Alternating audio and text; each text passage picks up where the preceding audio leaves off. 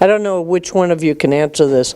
Back in the 50s, out on Montauk, Long Island, there was a doctor there who, and this is from a previous Lyme's doctor who told this story, who discovered what they called Montauk Knees, that everybody in the town was developing swelled up knees, arthritic.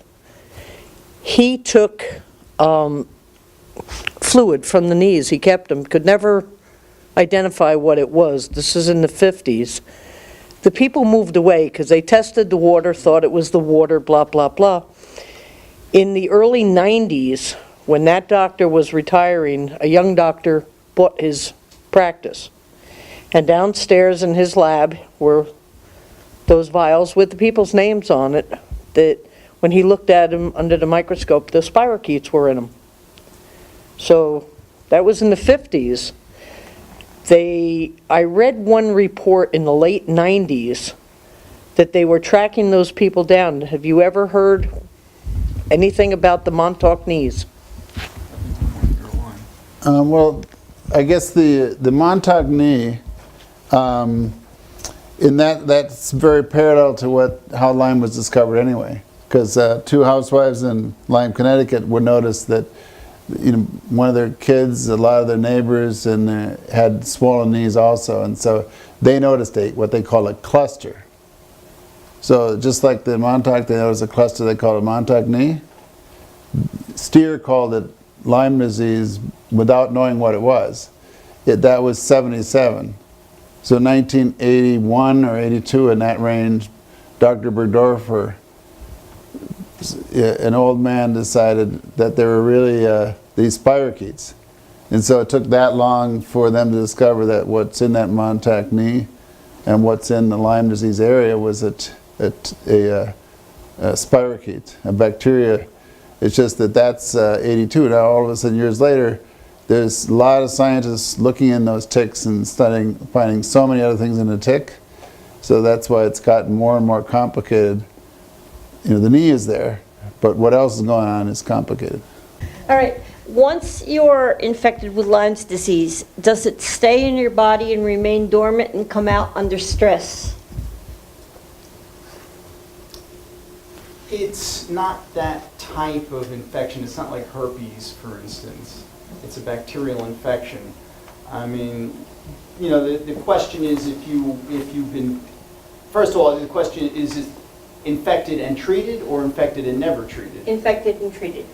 I mean, the argument is there's no such thing as an infection that's 100% cured 100% of the time.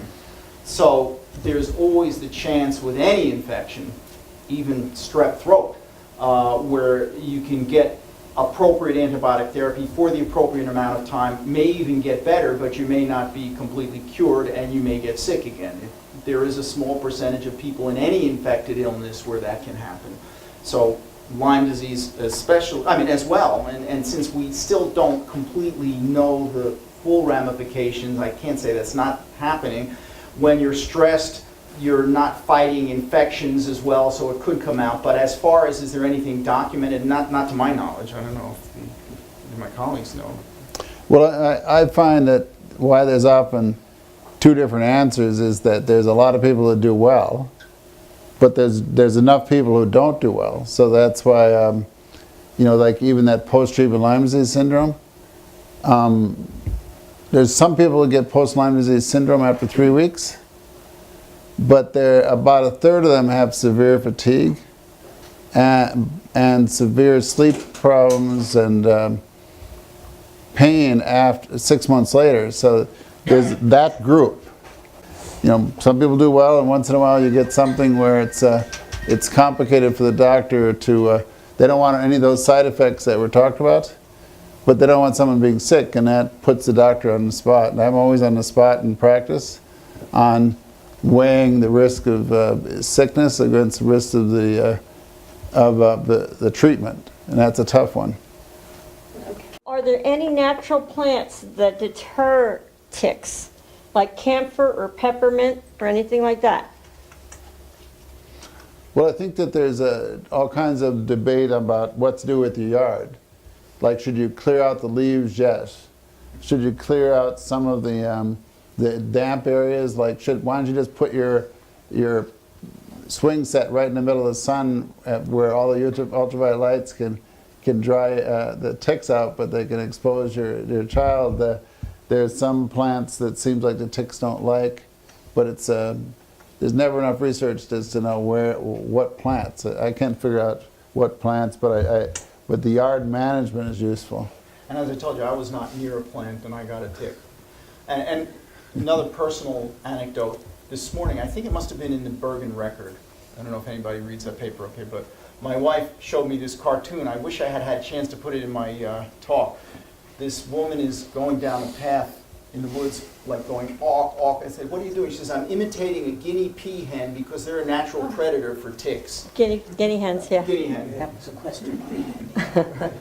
Right. I had a friend who had a central catheter. She had Lyme's in like the 3rd or 4th stage. Very, very severe. And I mean, they were treating her with massive doses of antibiotics. She had Bell's palsy. Does Cipro work? No, No. Okay, Cipro is an antibiotic, am I correct? correct. Okay, but it does not have any Does not work effect. for Lyme disease. Okay. All right. Let's see. How long before you were bitten by a tick will a test come up positive? Well, you said if you were bitten once, you could come up positive for the rest of your life. The first time. Yeah. You're talking about the first time. Yeah. It can sometimes take up to a few weeks. So in fact, there is some information published that people who get diagnosed very early on, like when they just have the rash and no other symptoms, they may not yet have turned positive. If you run the test, it may be negative. And if you give the antibiotic, you may prevent them from getting a positive test, which probably down the road is not a bad thing, because if they should get sick again sometime in the future, this way you can still run the test. Otherwise, the test is not helpful once they're positive.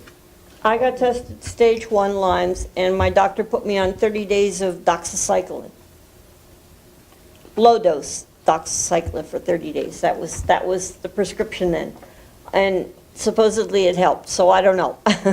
Well, as I said, 21 to 30 days is a great. I tend to use 30 days and make sure they come back, just to make sure that I've reached my objective. Some people do it 21 and have them. I think coming back is useful because there's always a possibility that they're still sick. So that's when I might look for babesia, look for some other situations.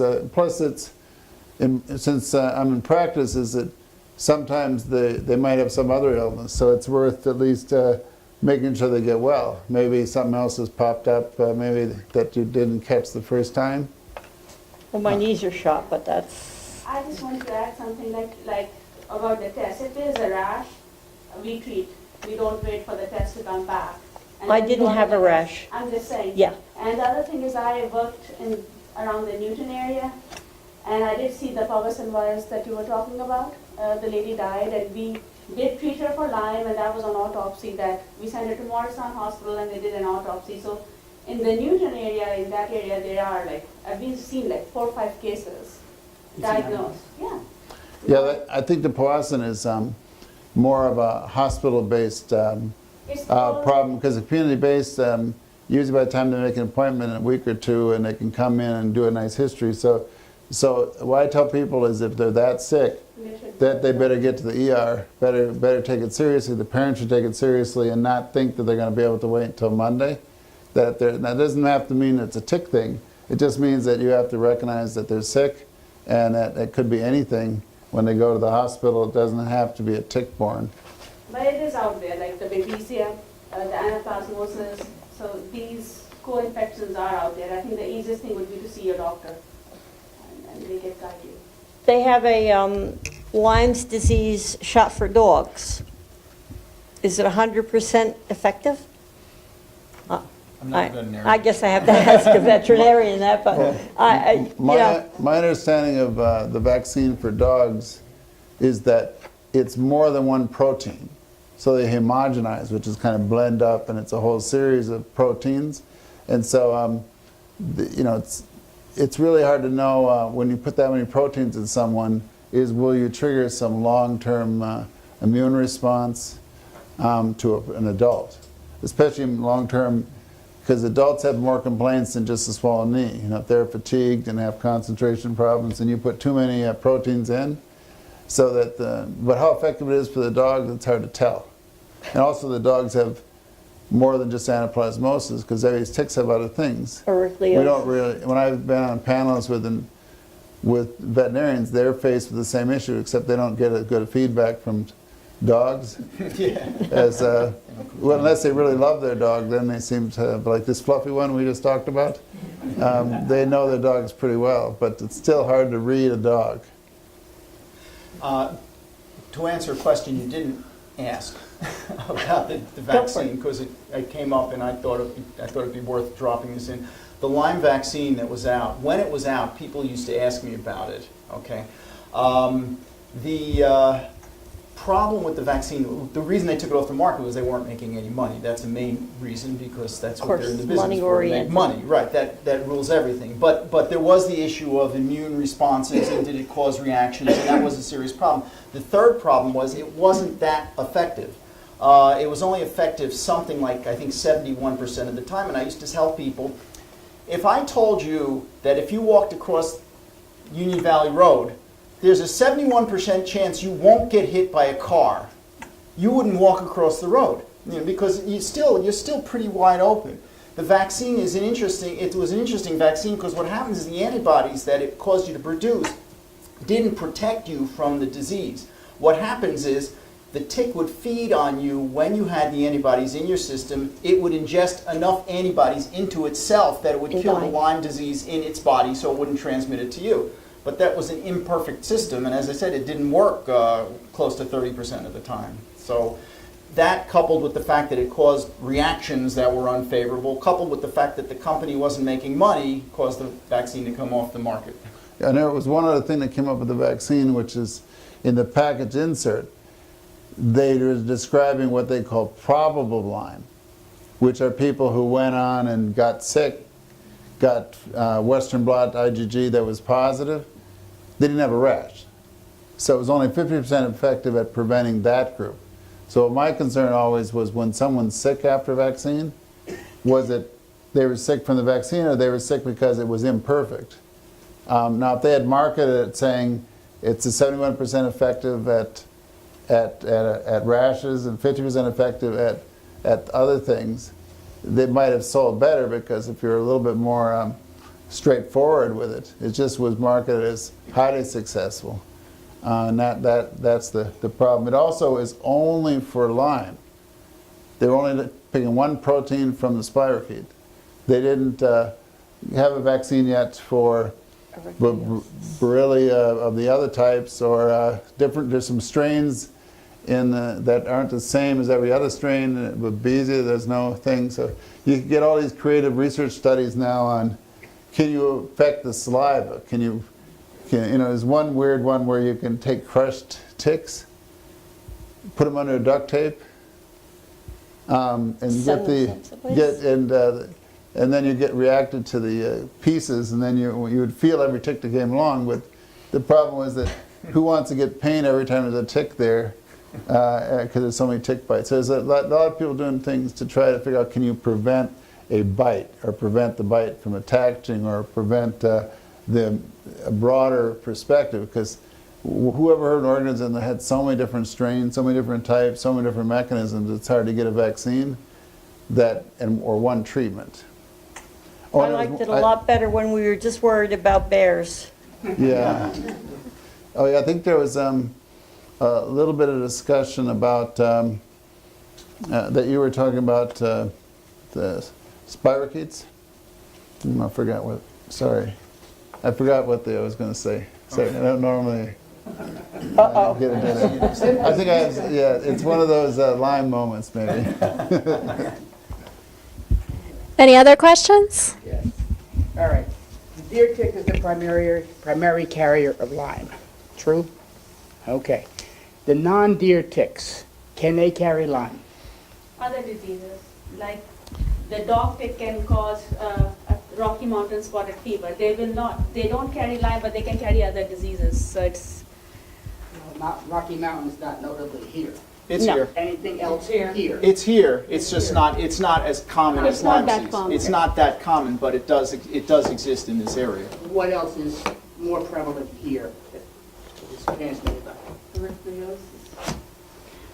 Is there anything else? What? Well, that was what that talk was about. What, Well, there's No, he's talking about other ticks. Other Other ticks. ticks. Well, there's a Lone Star tick Yeah. that was in, that he showed a picture of with the white dot that seems to be moving in the area, and that has its own range of infections, and so it seems like every time I read a paper is that there's a lot of movement from tick to tick and tick to mouse and mouse to tick, and there's even ones where if a tick bites here and then a tick bites here, it will move bacteria from here to here without going into the mouse. So sometimes you get they're trying to figure out why it is that these mice are getting, and everything's just kind of mixed up. So any rule that I give and that we talk about today does tend to change a little. So all ticks are possible carriers of something. Well, yeah, but except the dog tick, for example, many of the infections that they pick up, they don't give to you.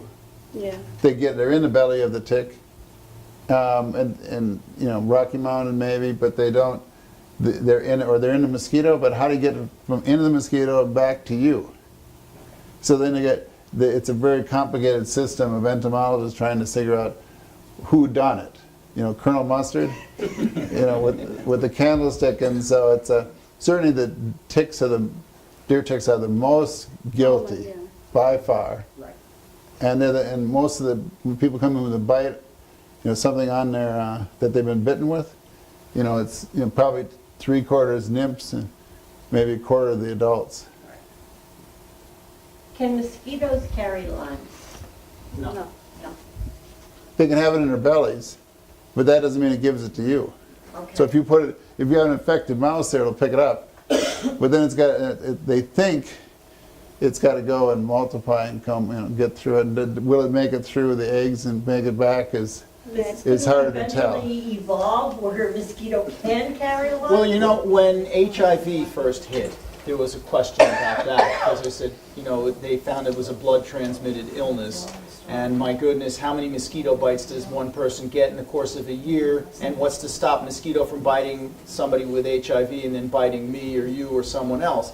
And they found that although they certainly can acquire the virus from sucking the blood of somebody infected, they can't transmit it. It just, the virus needs certain, and not just viruses, but other microorganisms, Lyme disease, they need certain conditions in order to reproduce or in order to be transmitted. So that's why all, for instance, malaria, which is probably the best known mosquito-borne disease, not all strains of mosquitoes can transmit malaria, probably because they just don't have the equipment, so to speak, to make the malaria reproduce in the right way to transmit it to other species. Well, that's good. I'm glad to hear that. All mosquitoes are different anyway. There's a sipper mosquito that carries the Zika virus. And so instead of just biting once and then going and laying eggs, it will go from person to person to person to person, and during its one life cycle, during the day really briefly. And that's why Zika spread rather rapidly, because they're sippers. But still I think that viruses are easier to transmit. Most of the time it's viruses through mosquitoes, but Lyme, it seems to almost all be in the bacterial range or parasite range or atypical bacteria range, and so the only one you hear about is the Powassan virus. Everything else tends to be bacterial and a little more challenging on how to get that into people. But ticks have figured that out. But Powassan virus in general is very rare. It's like, you can write a case report if you find one. So it's not, I think, still common things are more common. I think Lyme disease is still more common. So like he said, like we should treat everybody with Lyme disease, and if somebody's really sick, you can send all these tests, but it takes time for the tests to come back. So. Do ticks secrete anything besides disease when they bite you? In other words, do they have something that kind of numbs the area, or? That's why you don't know you're getting bitten. They secrete a local anesthetic, so Yeah. you don't feel the bite. It doesn't hurt. A bite of a frog or something, or not a frog, but a snake, where it kind of numbs the area. Well, I don't know if I compare Well, I it don't to know a about snake, snake, but but, yeah. I mean, some snakes secrete a venom, you know, but it kind of numbs the area. That's why you don't necessarily know you're bitten right away. Oh, no, you do know if you get bit by a snake. Yeah, I guess so. Any additional questions? I would say it. Other than the guinea pea hens, are there any other predators? That came from a comic strip, okay? Oh, there really are? I don't know, none of them live in this area, so it doesn't help Well, us. guinea hens do. Yeah, Okay, I can answer that, I'm a farmer. oh, okay. Any type of fowl. Chickens We'll eat love, ticks, that makes sense, yeah. chickens Oh, yeah. love to eat ticks. Birds. They'll eat anything. Even So though let's- they transmit them, they do eat them. Yes. So let's have a lot of chickens. And regular birds and Get a stuff lot of like eggs. all the Well, regular birds? yes. I'm concerned always Get more with, birds to the area then too. there's one of the issues that comes up with birds carry ticks. So when you feed birds, then there's feed falling all over the place. Some birds, some of them fly. They don't. They've been carrying ticks up to Canada.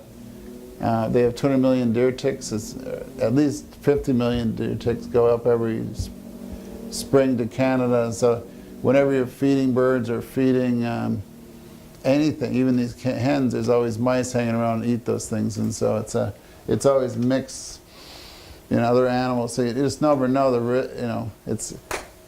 certainly guinea hens eat ticks, but you're feeding the hens and there's other animals around. So I always think they haven't quite figured out exactly You need what to feral do. cats to get rid of the mice. Yeah, Yeah.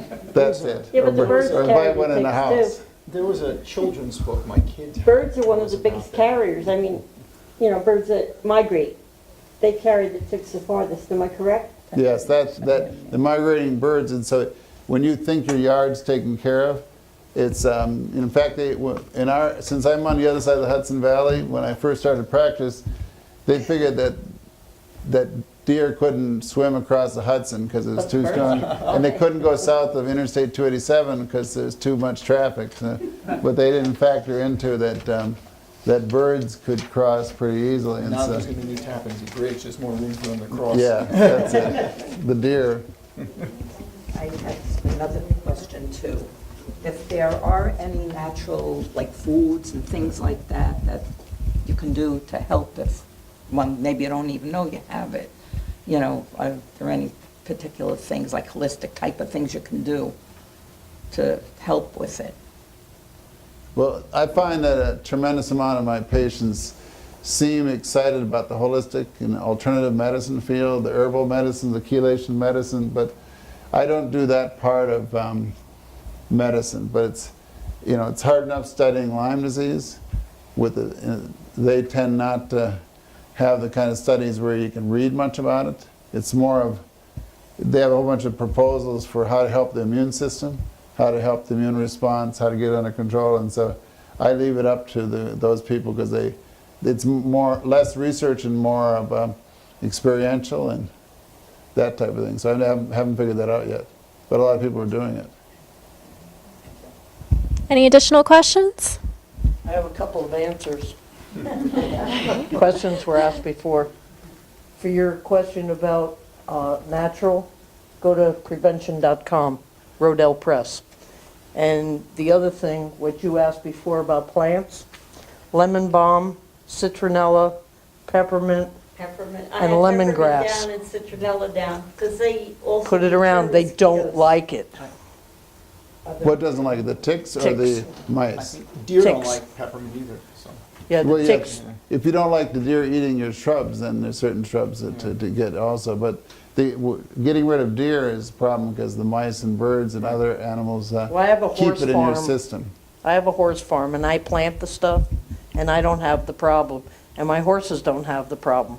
I also put diazepine down in the field before it rains, and I get a year's worth of no ticks. Oh, well, They'll come by bird, land, they'll walk a little bit and die. okay. Well, here's what happens there is that gets into the debate about chemicals to kill ticks versus organic things that kill ticks versus environmental changes. So many people are afraid of killing a butterfly or another insect that, I have lots of butterflies. yeah, so they must fly over that area so they don't get killed. on it. Yeah, but there's a lot of people afraid of using chemicals, but there's some entomologists in our area that say that the traditional chemicals can kill 90% of the ticks for that season, or maybe sometimes after 2 applications. But the problem is so many people don't want to use those chemicals, but they're certainly quite effective if you don't mind using chemicals. The organic ones never are studied very much to get rid of ticks. Well, I know peppermint and citronella are 2 things that keep mosquitoes away. So basically, they keep ticks away also. And rabbits too. You know, we have You a want lot to of keep the rabbits. deer away, it's an easy way. Just take a raw egg and mix it with a quart of water and spray your plants, and you'll never have a deer touch them. Right on the perimeter of your property, Yep. and you'll never have a deer cross your property. There you go. Rodell Press. Holistic medicine, It works. raw egg and water. Any other questions?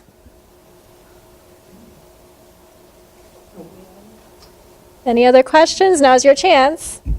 How does the tick live when it's not biting you? Oh, well, the tick lives about 2 years, so that's why, that's what I've heard. And so it doesn't need it needs Just a air? meal. Yeah, there's like maybe 1,000 or 10,000 eggs per tick, somewhere in that range. Then that egg turns into a larva. So it feeds as a larva, feeds as a nymph, and feeds as an adult. So it gets 3 meals during those 2 years. That seems like all it needs. And that's the female. The male one doesn't eat anything, but they don't really bite people. They just have sex and that's it. So they somehow exist with hardly anything. But the nymphs, you know, it's the larva is the first one. They think they're clean, except just when you think they're clean, is that Borrelia miyamotoi can be seen in some of them. And there's a few people where once in a while they have the infection. They can't figure out, did they get through the egg somehow? But usually they think nymphs are the main issue. The larva is fairly clean. And then you've heard of metamorphosis, when you think a moth's going to turn into, the caterpillar's going to turn into a butterfly. Well, a nymph turns into an adult tick. So they have 2 opportunities. They never turn into anything and fly away. They just stay in your yard, and they hang around your yard for the next season. Is there anything, the cold weather doesn't kill them, obviously? No, in Syracuse winter, they found that over 80% of ticks make it through a typical Syracuse winter, whether it's a cold, dry, or a bitter, wet one. And in fact, they last a lot longer in cold, outside, nasty weather than in the lab. So they do very well out there. And they move down, down, down to when they're the right temperature. Then they move back up when it warms up. Does the tick lay eggs under your skin? No. No, okay. Somebody said that, if they were in there long enough, they could lay eggs under your skin before you pull them out. No, okay, that's a good thing to know. They just want to eat. Any other questions? Urban myth. Any other questions before we conclude? I just have one, I don't even know if it matters, but we were both diagnosed with Lyme, but the doctor said that we should have blood tests after the end of each summer. No. I wouldn't do a blood test unless you had symptoms. Okay. Yeah, once you get a positive Western blot IgG, is that you want to make sure they're not sick, because some people have a positive test and they stay positive and they've been treated already. If they've never ever, that's what I wanted to tell you, that's what I want to mention earlier. If they have never been treated and they're sick and they got a Western blot IgG, Oh, yeah. then that's you got to use your own judgment on that. But if all you got is a Western blot that you, or some other test or an ELISA test, you know, and they're not sick, I find very little yield to just try to guess in the absence of symptoms, ever doing test. Doesn't hurt to ask them in the fall, ask the parent during that evaluation is, how do your kids feel? What's going on? Because some of them get sick. Some. Where's the best place to go if you have gotten bitten? I mean, a lot of the local doctors really, like you said, they kind of just, you know, push it off as a cold or a flu or, I mean, like you, obviously, if you have the symptoms, you see the spots and whatnot, then it's obvious. I could give you a plug for our practice. Well, they're associated with Chilton, right? Yeah. You both are, you all No, are? you're in Newton, right? And I work in Newton now, I'm at St. Clair's. I guess anywhere that you live, you can look at the local infectious disease physician there, whatever is closer and whatever your insurance covers. Well, I mentioned that there's 488 showed up in insurance databases, that there's some doctors that treat a range of things, some don't. And so there's, we get caught up in some complicated cases or cases where it's really difficult to know, and that's, if you can't tell, then a follow-up would be important instead of just a one-time visit and say you're fine. Or maybe they'll have two things. They'll have, the kid has diabetes or ADHD and Lyme. You know, I have some autistic kids who happen to have Lyme too. And so then you're not going to get rid of the autistic issues, but just a good doctor looking it over and looking at the fact that they don't have to only have one disease, they could have two. The other thing is, if you're seeing somebody and they draw your blood and it's positive, and they want to keep coming back every month, several weeks, whatever, to keep getting blood tests, and they say, oh, it's still positive, we have, go somewhere else. Yeah. Once it's positive, it's positive. There's absolutely no advantage to repeating the test. The only time it's worth repeating the test is if you draw the first one and it's either negative or equivocal, but you're pretty sure the person has Lyme disease. It may be that you caught them too early, and a few weeks later it may turn positive. So that's the one time it's worth repeating it. But once it's positive, it's positive. It's, you know, it's like being pregnant. You're either pregnant or you're not pregnant. You can't be, well, maybe a little bit and a little. Plus, I guess if you're feeling really sick, then the best thing would be that they should rule out everything, not just Lyme. But we don't do that either. Like, we have a lot of people with Lyme disease, but we don't do yearly tests on anyone. Do you do tests on other things like the basilica or whatever it is? And So the when I was like, ehrlichiosis? it depends on where you work. Like when I was working at Newton Hospital, you know, we saw a lot of cases. So you come in, we start you on doxy, but then you're still having fevers. Then we think about babesia, and like it's a little complicated. But like if you're still feeling sick after you're on one medication, then you would definitely within 24 hours go for other medications. Like, you know, you would do tests, and now we send for everything the first day, and we treat till we find out, like, the answer. Oh yeah, babesia is an interesting one because there are people so sick with it in the intensive care unit where you see the parasite in the red cells and the intensive care unit, but then the red cells disappear. Well, the red cells are there, but the infection disappears. Then you might pick it up with this DNA test called PCR, and then later on you might get antibodies. But then, but there just seems to be people who are not only so sick, but there's ones that are so well. Yeah. Like, for example, I have somebody I'm taking care of now who, he was well enough that he had a positive babesia test for IgG and IgM. And so he didn't call back the doctor. He said, I can't be that sick. And so then he went and he was feeling well enough, I'm going to go to the blood bank and donate blood. So then when he was there, then they said, well, you have babesia, so you have to go to your doctor. So when we pulled up the tests that his doctor had given him in September, the IgG and the IgG babesia was there. So it shows you that he was well enough to be totally surprised that they should find babesia in there. So that doesn't mean in the end he has to have babesia, but there's the fact that there's a range of severity. It means we haven't worked out all that issue yet.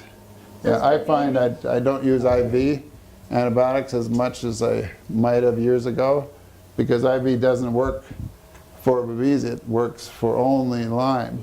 And so sometimes, instead of going in the IV direction, I'll look at what are the other things in a tick that might be worth treating before getting into the high-end intravenous. Does babesia show up on a regular normal blood test? No. You look it up under a slide, you can see it in the, and then there are other tests that we do. And you have to order it specifically. So when they've done studies of millions and millions of blood tests, almost all of it's for Lyme. There's only a small group of doctors who order babesia with the Lyme. What I've seen over the years is that it's creeping up. More and more doctors are recognizing that these co-infections, so they're including it in their profiles, where they specifically look for it and think about it. Doesn't mean they have to have babesia, but they're at least thinking about it. Well, after I had my Lyme disease, stage 1 now, my knees are shot, just totally shot. I have a lot of problems getting up in the morning. I have problems, and I've gone to a knee doctor. He's like, oh, well, you need a knee replacement. You know, that's the first thing you say. Sounds like you have arthritis. Yeah, well, gee, that could be too. But arthritis has never been in my family before. This type, degenerative arthritis, which is what most people suffer from, which is what most people end up getting joint replacements from, is not necessarily hereditary. Maybe the predisposition to getting it at an earlier age or whatever can be, but it's wear and tear. So, I mean, I don't know what you've done in the last, so many years. I've always been athletically inclined. Yeah, and unfortunately, those are the people that years later, because of your misspent youth, so to speak, you're now paying the price. And I'm obviously being silly about it, but the more football players, athletes. But no, but the point is, those people, you talk to them, when they're in their 40s and 50s, which is fairly young for arthritis. A lot of them are getting hip and knee replacements because they really beat the dickens out of their joints when they were in their 20s and 30s. So. Any other questions before we conclude? Anyone else? All right, I'd like to thank you all for coming, and I'd like to thank our panelists.